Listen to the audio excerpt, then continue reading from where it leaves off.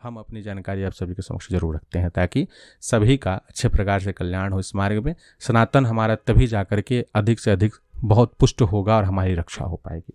पांचवा जो है वो है मंत्र शौच।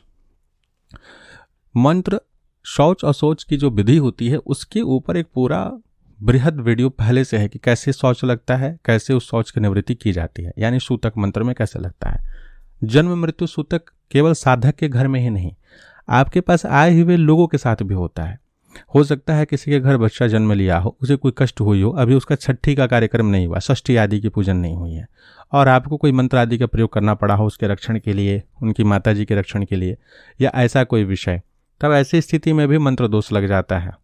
कोई ऐसी स्त्री आई हो जो रजस्वला हो, उनके ऊपर आप मंत्र का प्रयोग कर दिए, उन्होंने नहीं बताया, सबको नहीं बताता है कि ऐसी स्थिति थी, आपका मंत्र जो है कुलित हो जाएगा, आपका मंत्र दूषित होगा, यानी वो कार्य करना बंद कर देगा।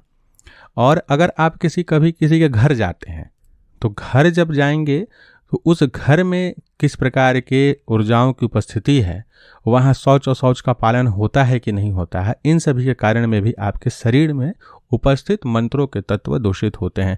क्योंकि जिनका संबंध हमारे शरीर से हो जाता है, सूक्ष्म कारण और स्थूल शरीर से, उनमें यह दोष व्याप्त होंगे।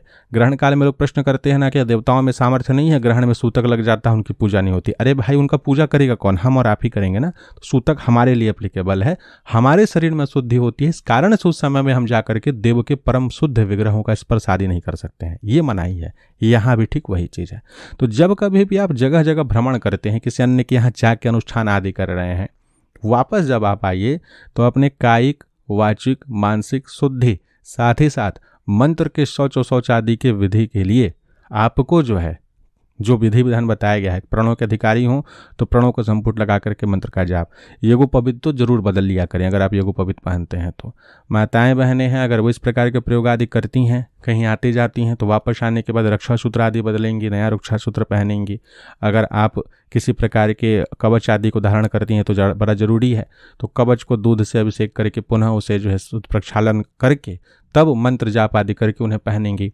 हवन आदि जरूर कर लेना चाहिए, कहीं अगर आप गए हैं वापस आ रहे हैं तो। ऐसे इन सभी प्रक्रियाओं को करके आप शौच और शौच की विधि को दूर कर सकते हैं। यह बात जरूर ध्यान रखना चाहिए। विधि विधान अगर नहीं करते हैं तो धीरे धीरे फिर दिक्कत होती है और ये कभी समझ भी नहीं पाएगा कोई, दिमाग में आएगा भी नहीं कि आखिर में ये मंत्र प्रभाव क्यों नहीं दे रहा, ठीक ही ठाक तो था, क्यों दिक्कत हो रहा है ना। लोगों के पास इतना समय है, अभी जो समय चल रहा है ना वो केवल वही का समय है, केवल बकवासबाजी करो, हल्ला करो, अरे ये कर दिए हम, वो हो गया, ऐसा हो गया, मूल विषयों के ऊपर में ध्यान ही नहीं है। तो ये ध्यान मेरा प्रयास है आपका आकृष्ट कराने का। अगर आप एक सत्य साधक हैं और चाहते हैं कि इस मार्ग पे आके चलें तो ध्यान रखना चाहिए, उनके लिए है। जिनको पाखंड आदि करना उनके लिए कोई दिक्कत नहीं है भैया। आपके साथ तो साक्षात काली जी चलती हैं, साक्षात दुर्गा जी चलती हैं, भैरव जी चलते हैं, हनुमान जी, आप क्या हो सकता। लेकिन एक ध्यान रखिएगा कि नियम का पालन जो है एक सत्य साधक के लिए जरूरी है, तो यह करना चाहिए। छठा है, दीक्षित शिष्यों को आप उचित निर्देश दें। अगर आप दीक्षा देते हैं, आपके शिष्य हैं, तो ध्यान रखिएगा कि शिष्यों के पाप और पुण्य दोनों का छठा हिस्सा आपको मिलेगा। अगर उन्होंने मंत्र सिद्धि की और उसका दुरुपयोग करने लगे, किसी की हानि कर रहे हैं, तो उसका छठवां हिस्सा आपको भी प्राप्त होगा। अब ऐसे आपने 100 शिष्यों को यहाँ पर दीक्षित कर दिया है और उसके पश्चात वो दुष्कर्म आदि कर रहे हैं, कोई गलत कार्य कर रहे हैं, तो सोचिए आपके पाप का भार कितना बढ़ेगा।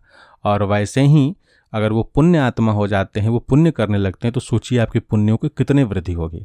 अब इसमें प्रश्न आएगा, हम तो ऐसे ऐसे देख रहे हैं गुरुजनों को, स्त्री पुरुष अलग, स्त्रियों को तो विशेष करके क्यों कई लोगों को शिष्य बनाते हैं तथा उनके शिष्य गलत कार्य भी करते हैं तो भी उनका कुछ हानि नहीं होता। फिर पुनः हम वही बात बोलेंगे, प्रतीक्षा करना चाहिए। आप और हम ये जोड़ घटाव नहीं कर सकते, हम अनुमान लगा सकते हैं या जो लिखित बातें हैं वो हम जान सकते हैं, अनुभवगत बातें जान सकते हैं।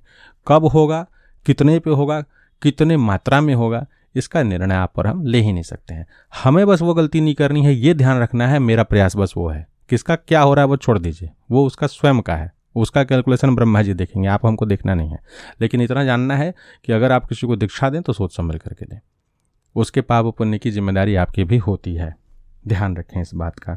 7वां, जब आप कहीं पूजन पाठ करवा के आते हैं या आपके स्थान पे आप किसी प्रकार की पूजन पाठ किसी अन्य के निमित्त करते हैं, तो उसके जीवन में, उसके शरीर में, उसके गृह में उपस्थित जितनी भी नकारात्मक शक्तियां, प्रेत पिशाच आदि होते हैं, वो सब के सब आपके उस स्थान पे उपस्थित होते ही होते हैं। उनको तब हटाया जाता है मंत्र बल से। इतना आपको जानकारी होगा ही अगर इस क्षेत्र में है तो। या आप अपने स्थान पे ही किसी के सिर पे उतारा करते हैं, नींबू उतार रहे हैं, नारियल उतार रहे हैं, या अन्य किसी चीज़ को जला के उतार रहे हैं, जायफल से उतार रहे हैं, कोई भी आपका जो भी बलि विधान है या जिस देवता की आप पूजा करते हैं उस अनुसार आप उतार करके अगर अपने घर पे रख रहे हैं तो बाबू आप अपने घर का भार बहुत बुरी तरीके से बढ़ा रहे हैं। वहाँ रहने वाले लोगों का जीवन दुर्भर हो जाएगा एक समय में। कई ऐसे लोग हैं जो बताते हैं इस प्रकार के कार्य जो करते हैं, पशु घर में मर रहे होते हैं, बच्चों की तबीयत खराब होती है, धन की जबरदस्त हानि होती है, ये सब कारण है। उस जगह का भार कभी मत बढ़ाइए। उतारा कभी भी आपको क्षेत्रपाल के स्थान पे करना चाहिए, किसी शक्तिपीठ या सिद्धपीठ पे करना चाहिए, किसी का भी घर पे अगर कर रहे हो तो उसे घर पे नहीं रखना चाहिए, ना जलाना चाहिए, वहाँ से तुरंत क्षेत्रपाल निकाली करना चाहिए। और ऐसे भी जो लोग दूसरों के यहाँ यजमानी का कार्य करते हो, कर्मकांड आदि करते हो, चाहे वो ब्राह्मण हो, ज्योतिष हो, तांत्रिक हो या अन्य किसी भी वर्ण के हों, आप वाल्मीकि समाज के भी क्यों ना हो, आप ये सब कार्य करते हैं, ध्यान रखिए हमारा कार्य नहीं है इस चैनल के माध्यम से कि हम ब्राह्मणों के निमित्त केवल बताएं, क्षत्रियों के निमित्त। भैया आप सनातनी हो, आप इस प्रकार की शक्तियों का सदुपयोग करके जन कल्याण का कार्य कर रहे हो, तुम्हारी रक्षा का दायित्व तो कहीं ना कहीं अगर भगवती यहाँ ये बुद्धि दे रही हैं तो मेरा काम है कि आपको बताएं कि तुम सुरक्षित रहो, तुम्हारा परिवार सुरक्षित रहे। तो ध्यान रखो, जरूर आपको क्षेत्रपाल निकाली करना चाहिए। कम से कम मंगलवार रविवार दोनों में से कोई एक दिन अपने घर के प्रत्येक सदस्यों के सीढ़ी के ऊपर से क्षेत्रपाल निकाली करवा के भिजवा दीजिए, ताकि घर में भार ही ना बढ़े। और अगर आपके घर पे कोई वैसे लोग आए और आपको उतारा करना पड़ा किसी कारणवश, तो उनके जाने के तुरंत बाद उस चीज़ को उस घर में रखिए ही मत। अपने घर में तो बिल्कुल ही मत रखिए, तुरंत उन्हें ले जा करके जहाँ प्रवाहित करना है प्रवाहित कीजिए, पीपल के नीचे रखिए, क्षेत्रपाल के स्थान पर रखिए और अपना क्षेत्रपाल निकालिए अलग से कीजिए। घर को एकदम 1% भी आपको इन चीज़ों के भार से नहीं पाटना है। आपका घर मंदिर नहीं है, ध्यान रखें, नहीं तो आज नहीं तो कल दुर्गति हो जाएगी आपकी और आपके परिवार वालों की आपसे भी अधिक होगी। उसके पश्चात 8वां है, परिवार के जितने भी सदस्य हैं, आपके पति हो, पत्नी हो, बच्चे हो, माता पिता हो, बहन भाई हो, सबके शरीर के ऊपर में रक्षा कवच अवश्य हो और समय समय पर उसका शुद्धिकरण पोषण आदि भी आप करते रहें, आवश्यक है। क्योंकि जिन जिन लोगों के जीवन में आप हस्तक्षेप कर रहे हैं उनका कौन शत्रु है, किस स्तर के तंत्र का प्रयोग किया है, कितने ज़्यादा चौकी में किया है, सिकड़ी में किया है, किस चीज़ में किया, आप नहीं जान पाएंगे। चौकी सिकड़ी का विषय बताया था ना कि अगर एक से अधिक भूत प्रेत होते हैं तो उनको हम लोग चौकी बोलते हैं कि हाँ इसमें 5 प्रेत हैं, ये शक्ति है, फलाना चीज़ है, चिलाना चीज़ है। और जब ऐसे ऐसे कई कई चौकी रख दिए जाते हैं, किसी के पास बहुत अधिक पैसा है और ईर्ष्या बहुत अधिक है किसी से, तो एक से अधिक चौकियों को रखवा देता है, तो उसे सिकड़ी कहा जाता है। तो ऐसा अगर प्रयोग हो गया है और आप किसी का कटान किए हैं तो आपके घर परिवार के लोग जो हैं उनके ऊपर भी कहीं ना कहीं विपत्ति बनी रहेगी। सामने वाला व्यक्ति जब ये जान जाएगा कि इसका तंत्र काट दिया गया है, इसने जो किया था, वो शत्रुता लेगा आपसे और किसी न किसी प्रकार के विचार आदि का प्रयोग करेगा। और ऐसे भी जब आप काटते हैं पूरी तरीके से, ऐसा कोई उतारा आदि करते हैं, मंत्र का प्रयोग करते हैं, तो संभावना होती है कि अगर कोई बृहद प्रयोग हो तो उसके बाद वाला एक तो कटेगा ना, चौकी एक बार में पूरा कटेगा नहीं, जो बच जाएगा वो कहीं ना कहीं आपके परिवार के ऊपर, आपके ऊपर आक्रमण कर सकता है। तो ये अवस्था में उनका रक्षण हो, इसलिए आपको अच्छे विशुद्ध और उच्च अच्छे स्तर के मंत्रों से सिद्ध किए गए कवच आपको बनाना चाहिए, सिद्ध करना चाहिए, तब उन्हें पहनाना चाहिए। जैसे तैसे नहीं पहनाना है उनको। और साथ ही ऐसे कवच उनके लिए निर्मित कीजिए जो कि सूतक पातक आदि में उनका कोई दोष ना लगे। स्त्रियों के लिए, बच्चों के लिए तो विशेष करके यह ध्यान रखें, अगर उनका शरीर सुरक्षित है तभी आप यह कार्य भी कर पाएंगे।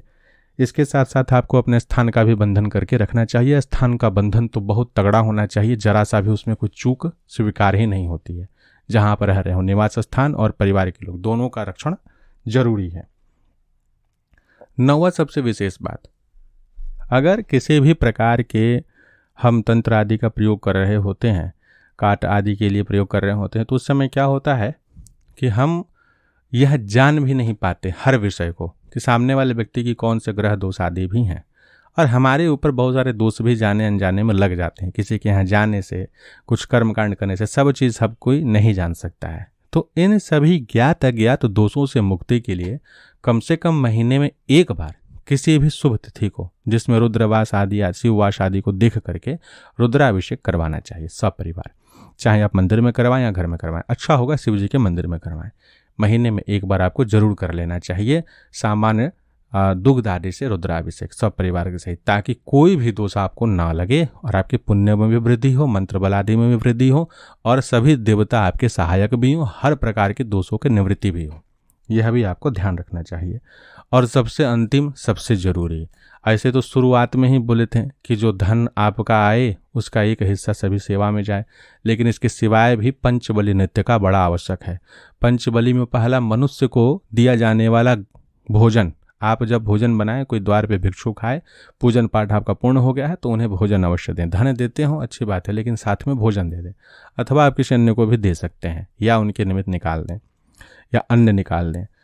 दूसरा चीज़ है गौ माता को प्रतिदिन का भोजन, श्वान को यानी कुत्ते को प्रतिदिन का भोजन, चींटियों को प्रतिदिन का भोजन और कौवे को प्रतिदिन का भोजन। ये 5 प्रकार के जीवों को प्रतिदिन अन्न अपने खाने से पहले उन्हें खिला देना चाहिए। ऐसा जब हम करेंगे तो हमारे पुण्यों की भी वृद्धि होगी, किसी प्रकार के दोष जो होते हैं गृहस्थाश्रम में विशेष करके जो लोग रहते हैं उन सभी दोषों की निवृत्ति भी हो जाएगी। और अगर आप साधक हैं, दरबार लगाते हैं, तो आपके लिए तो ये बड़ा जरूरी हो जाता है। तो यह 10 विषय, चूँकि यह वीडियो अब हम देख रहे हैं काफ़ी लंबा हो गया है, तो इसे हम 2 पार्ट में अपलोड करेंगे। अगर आपने दोनों पार्ट सुना है तो बहुत अच्छी बात है। इन विषयों को आप अपने जीवन में आत्मसात कीजिए। विशेष करके अगर आप साधक साधिका हैं और इस प्रकार के प्रयोग आदि करते हैं तो इन विषयों को आत्मसात करके अपने परिवार की, स्वयं की सुरक्षा करते हुए तब इस क्षेत्र में आप आगे बढ़ें, अपने इष्ट आराध्य के दिव्य लोकों की प्राप्ति करें।